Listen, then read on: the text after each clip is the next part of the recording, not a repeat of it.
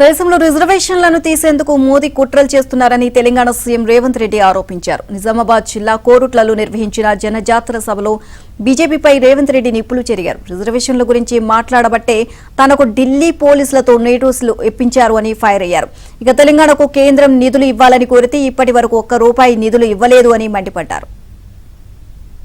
ఈసారి 400 సీట్లు వస్తే రాజ్యాంగాన్ని మార్చాలంటే పార్లమెంటులో 2/3 మెజారిటీ ఉండాలి.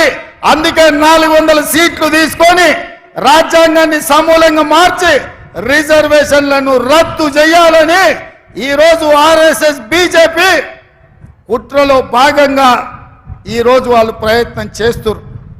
మరి నేను అడుగుతున్నా, మీకు రిజర్వేషన్లు ఇచ్చి, మీకు విద్యలో రిజర్వేషన్లు ఇచ్చి, మీకు ఉద్యోగాలలో రిజర్వేషన్లు ఇచ్చి, ఇవాళ మీకు రాజకీయాలలో రిజర్వేషన్లు ఇచ్చినందుకే అట్లూరి లక్ష్మణ్, కవంపల్లి సత్యనారాయణ, మేడిపల్లి సత్యం లాంటి వాళ్ళు ఎమ్మెల్యేలు విప్పులైనరు.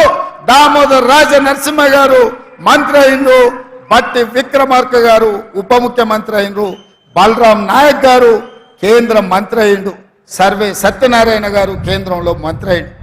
ఇవాళ ఉన్న ఫలంగా SC/ST రిజర్వేషన్లు రద్దు చేస్తే వీళ్ళందరూ ఎక్కడికి పోవాలి? చదువుకుంటున్న పిల్లలు ఏం చేయాలని నేను అడుగుతున్నా. భారతీయ జనతా పార్టీని ప్రశ్నిస్తే ఈ దేశ ప్రధానమంత్రి నరేంద్ర మోడీ, ఈ దేశ హోంశాఖ మంత్రి అమిత్ షా నా మీద పగబట్టి ఢిల్లీలో కేసు పెట్టిండ్రు. ఎవరయ్యా ఫిర్యాదుదారంటే కేంద్ర హోంశాఖను స్వయంగా పోయి రేవంత్ రెడ్డి బీసీలను, ఎస్సీలను, ఎస్టీలను జాగృతం చేస్తుండు.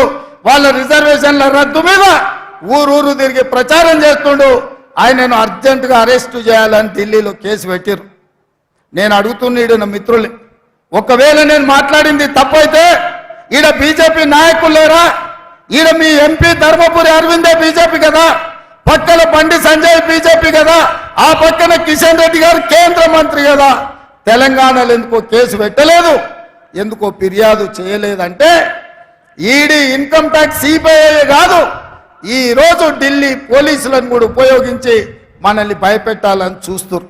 నేను ముఖ్యమంత్రి అయిన తర్వాత వారిని కలిసిన, హైదరాబాద్ నగరానికి మెట్రో రైలు కావాలి, మా నగరం విస్తరించింది, విశ్వ నగరం అయ్యింది, దీనికి మెట్రో రైలుకు అనుమతులు ఇవ్వండి, నిధులు ఇవ్వండి అన్న పైసలు ఇవ్వలే, ఆ మాట ఊసెత్తలే.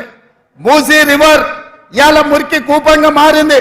హైదరాబాద్ లో ఉండే కాలుష్యం అంతా మూసీ చెరువులోనే, మూసీ రివర్ లోనే పోతుంది.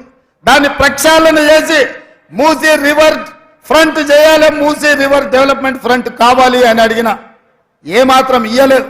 హైదరాబాద్ నగరానికి దాహర్తిని తీర్చడానికి ఇవాళ కృష్ణా జలాలను అదనంగా తరలించాలని అడిగిన, మనకి ఇవ్వలేదు. పాలమూరు రంగారెడ్డి ఎత్తిపోతల కోసం 90 TMCల నీటి కేటాయింపులు జరగాలి, కర్ణాటకను ఒప్పించి మా నీళ్లు మాకు కేటాయించాలి.